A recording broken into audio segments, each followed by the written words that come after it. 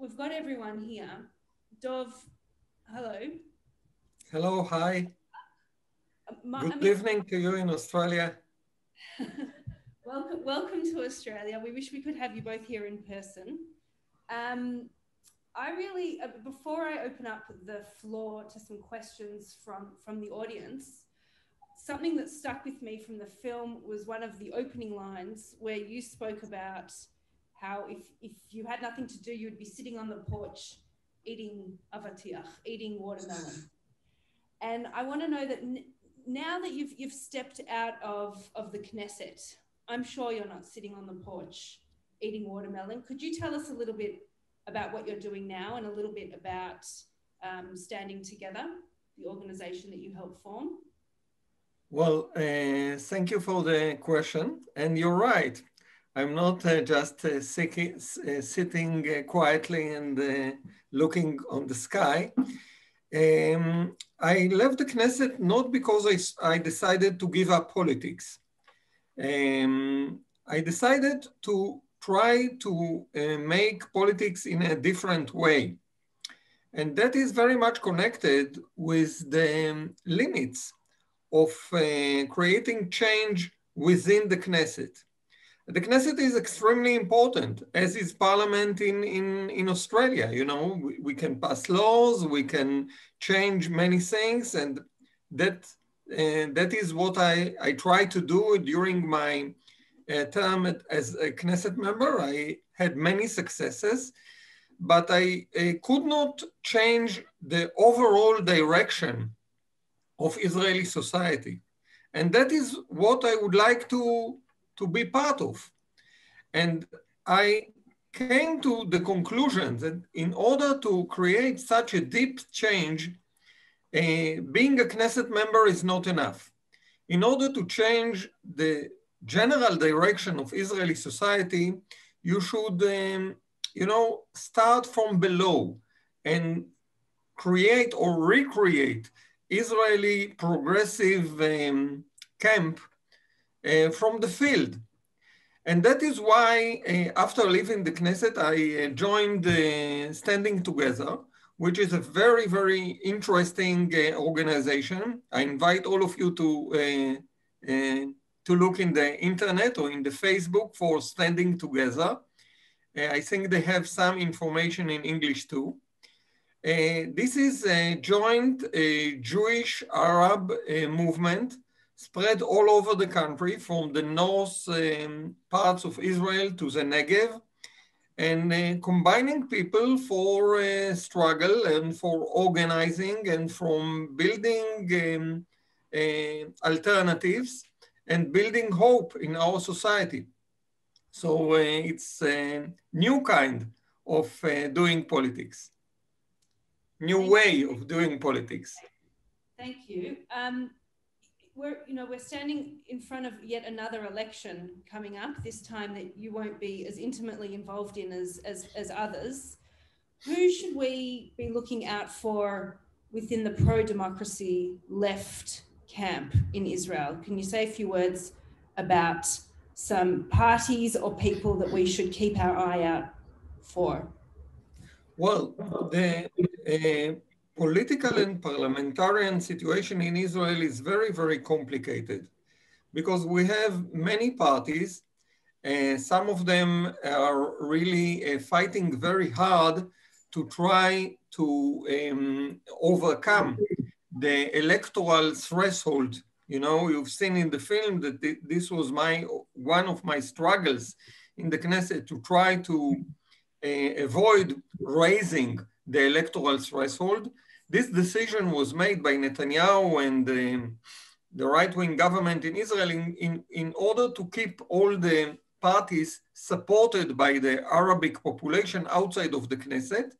And this was the reason why the joint list was created of Hadash, which is a Jewish Arab movement, and some Arab parties. They joined forces, not because they are really the same, but because this was the only option to overcome the electoral threshold. Now, in these coming elections, there are few relatively progressive lists that are in the danger of not overcoming the electoral threshold. For example, Meretz, which is, I would say, a liberal Democrat political party, very important in the general political arena of Israel, of course, in the democratic side of the debate, and it's under very, very severe danger of not passing the electoral threshold. And if such a party will not pass the electoral threshold, then we will lose 100,000 votes or 120,000 votes. And in such a close elections as we have in Israel between the extreme right-wing bloc supporting Netanyahu and the very varied, I would say, very varied group of parties that oppose him, such a situation whereby a political party like Meretz will not pass the electoral threshold can be very crucial to the general situation and the general outcome of the elections. Such a situation is also the situation of Gantz party.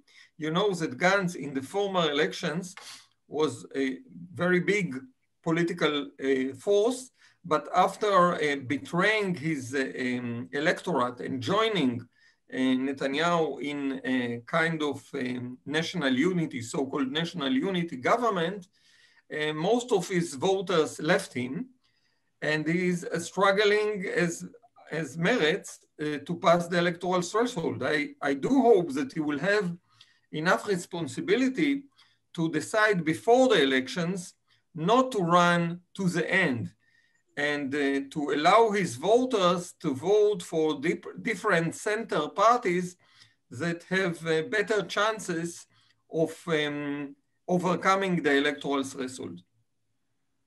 Thank you for that reading of the situation. Before I open up to some questions from the audience, Barak, I want to ask you some questions.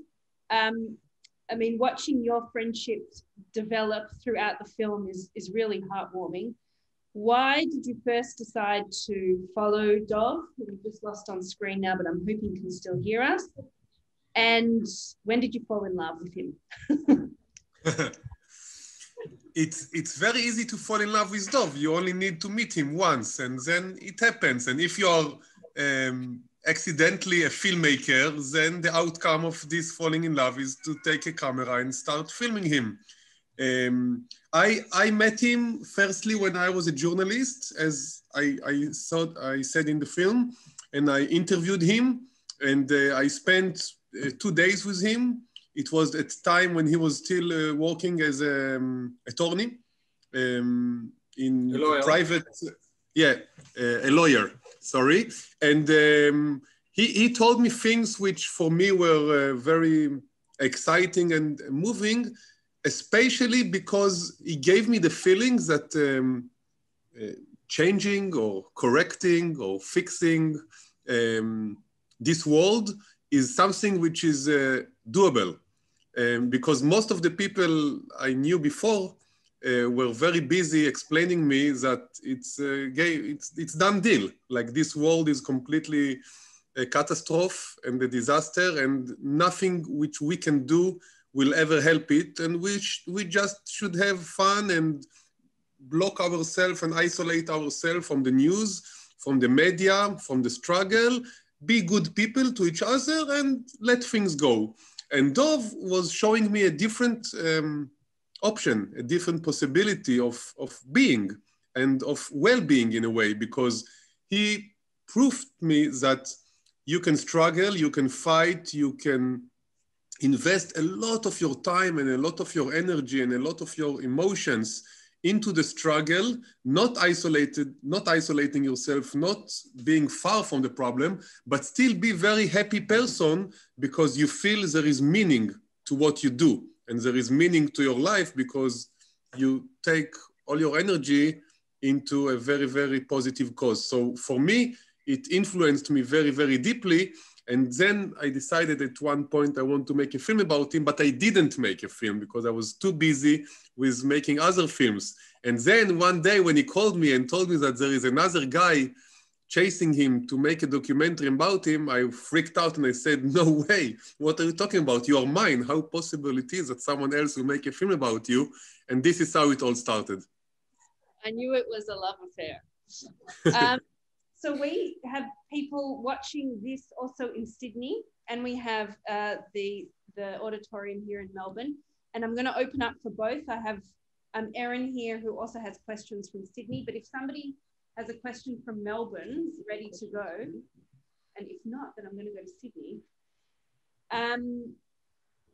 Okay, so here's a question probably for you, Dov. Is there a chance that any of the Jewish parties would enter a coalition with the Arab parties for the impending election?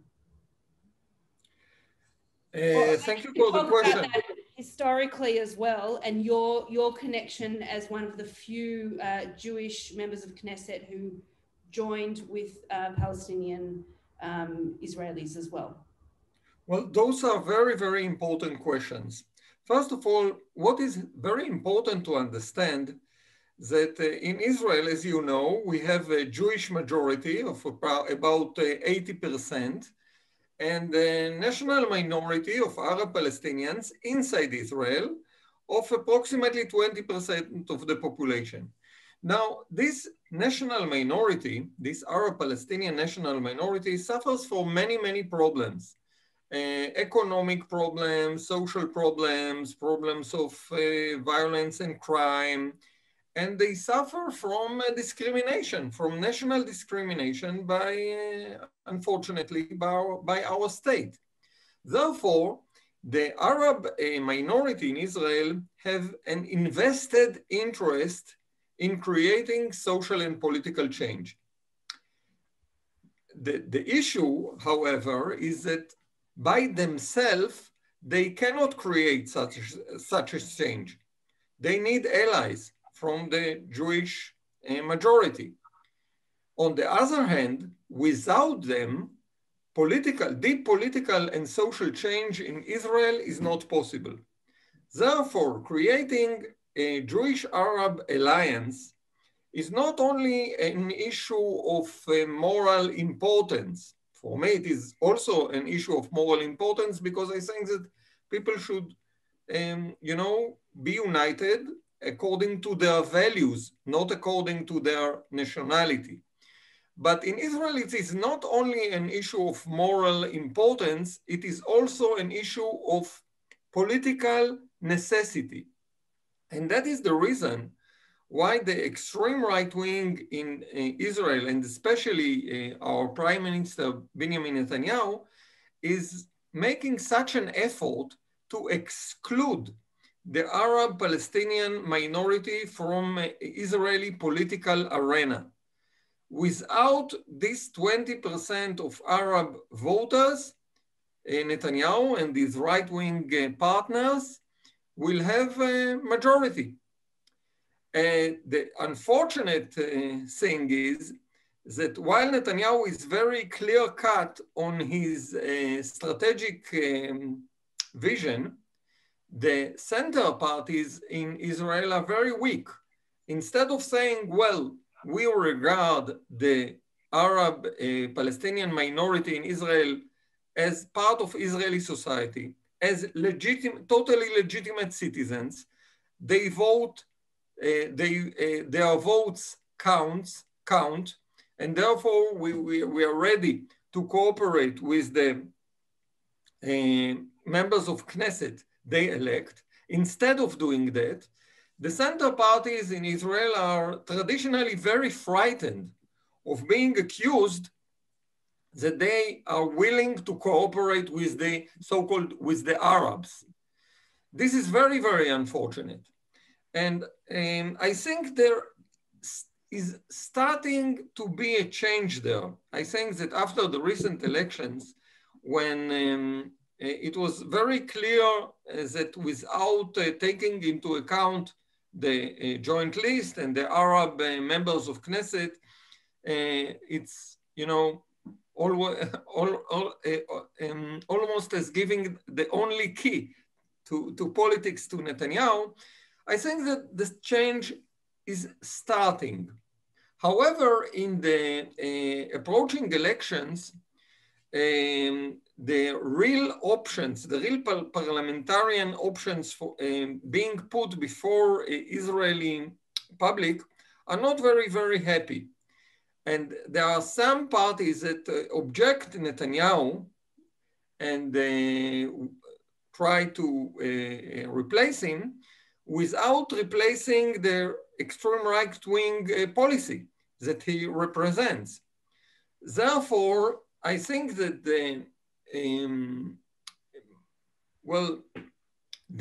two main options of the outcome of these elections are, on the one hand, that Netanyahu will be able to create a 61 majority for himself and his extreme right-wing, ultra-religious and ultra-nationalist allies. That is one option. And the different option is, unfortunately, that center and center right-wing parties will be able to create a majority against Netanyahu without the Arab population, and will create, in a way, a change that is, of course, positive, because getting rid of Netanyahu is really important and positive, but it is not the real change that Israel actually needs. In order to change this situation, we, as I told you before, we should walk from below. We should change the very field that Israeli polity is built in it. We should change the fabric of the trends of public opinion in Israeli society, and that is a strategic work that should be done in the next few years, and we are very much engaged in it. Any questions? Yeah, right up the back, Aaron.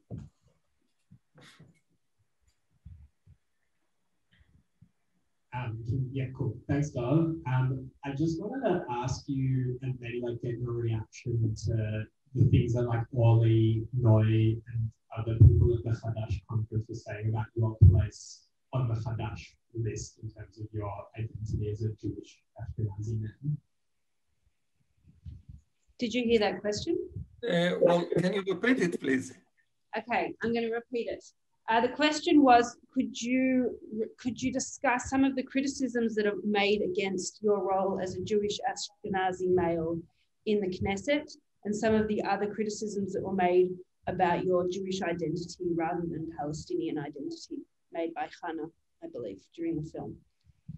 Well, first of all, I'm really happy that Barak made a room in the film for people criticizing me and not accepting my way and not accepting my ideas and my ideals.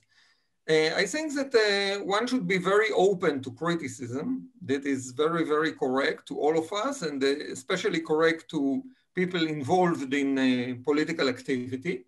However, when hearing this particular criticism, well, I have to tell you openly that this is a criticism that I cannot really do something about it, because I am a Jew. I am proud to be Jew. I do not see any problem of me being a Jew and fighting for equality and fighting for peace and fighting for democracy in Israel. I understand that we come from different layers. I understand that in Israel, the situation of Arabs is much worse than the situation of Jews. The situation of Mizrahim is much worse than the situation of Ashkenazim. The situation of women is worse than the situation of men. That is correct. We come from different places, and it is very, very important to know this and to not to forget it. But a very important issue for me is not only to know where we come from, which is important, but to to fight together to come to a different place, to achieve different Israel. And in the struggle, in this struggle to achieve a different Israel, a more just one, a place that will be good for all of us, I think that in this struggle there is room for Jews and Arabs and women and men and Jews coming from Islamic countries and Jews coming from the West. I think there is room for all of us. That is my vision, and that is the struggle I would like to see. And there are people who do not accept this approach, also in my own party. It is correct, of course.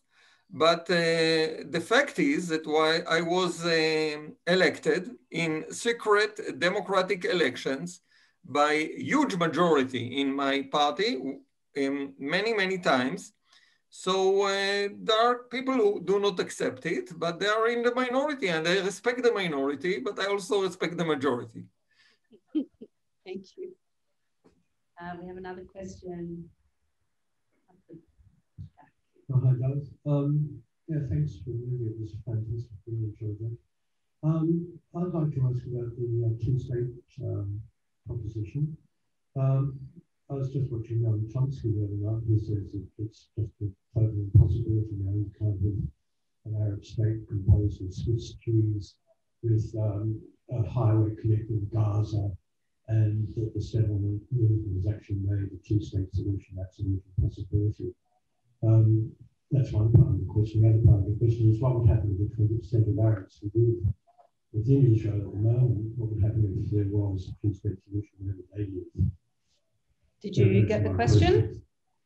You will have to repeat it once more. Okay, sorry, I'm sorry to butcher the question, but I'm going to distill it a little bit. Okay. He's asked about a two-state solution. How will that really work?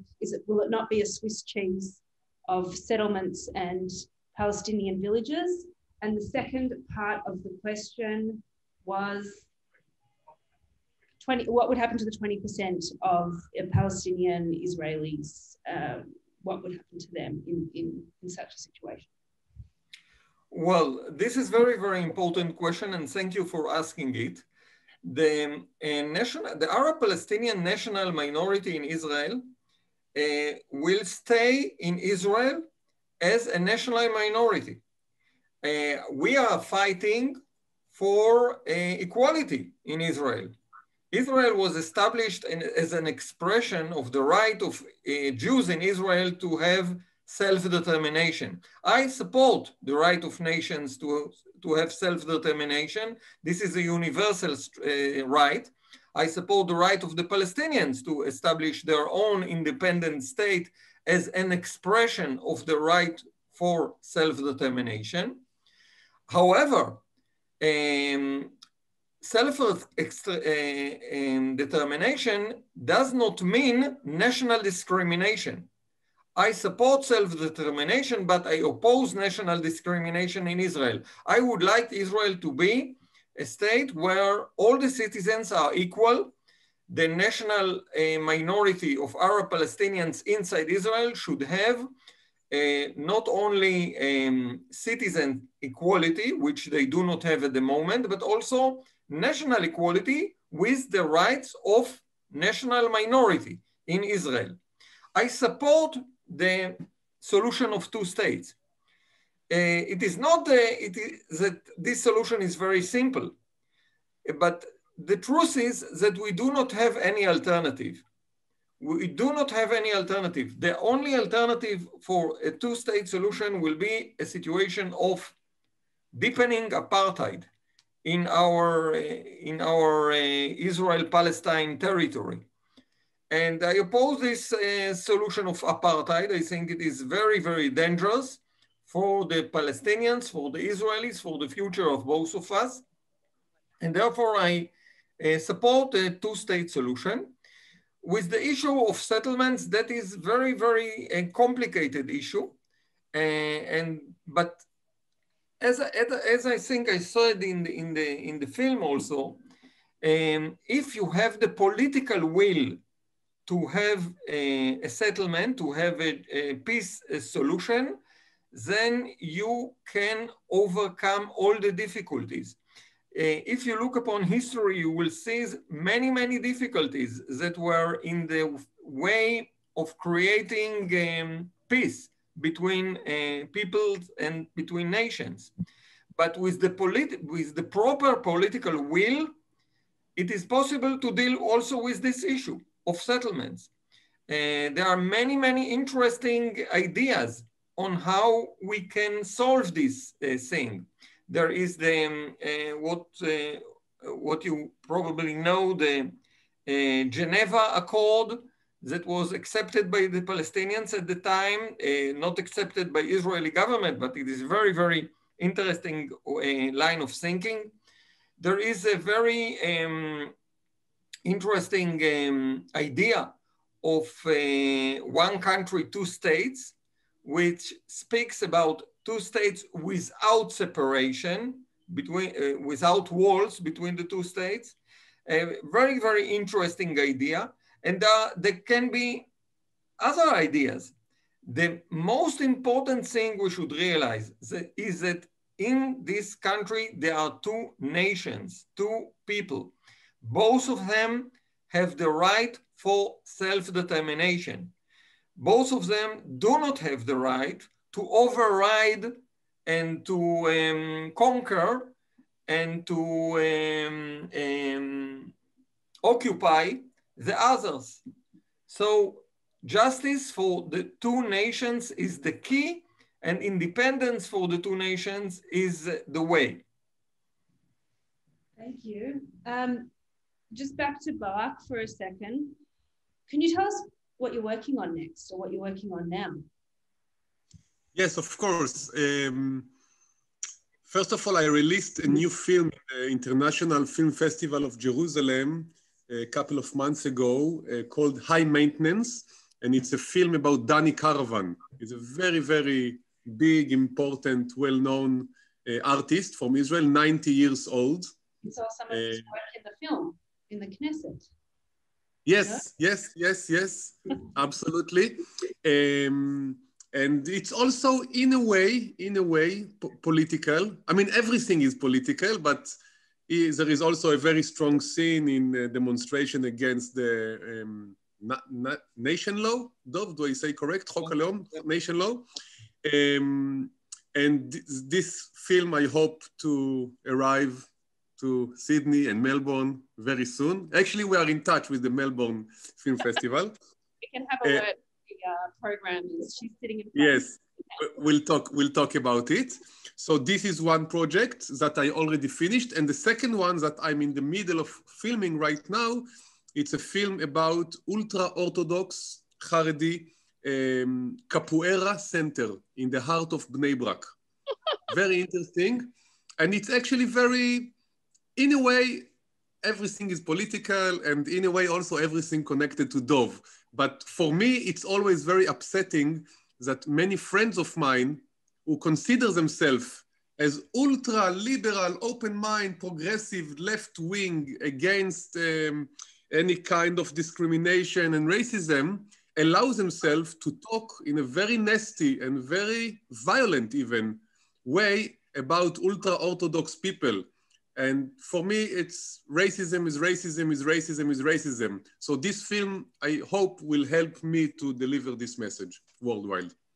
Thank you. That sounds really interesting. I look forward to seeing that in future festivals. I have one last question to ask of Dov about what we can do as members of the Jewish community or the Jewish diaspora. There are a lot of NIF supporters here in the audience as well. What's our role in creating a more pro-democratic, anti-racist society in Israel?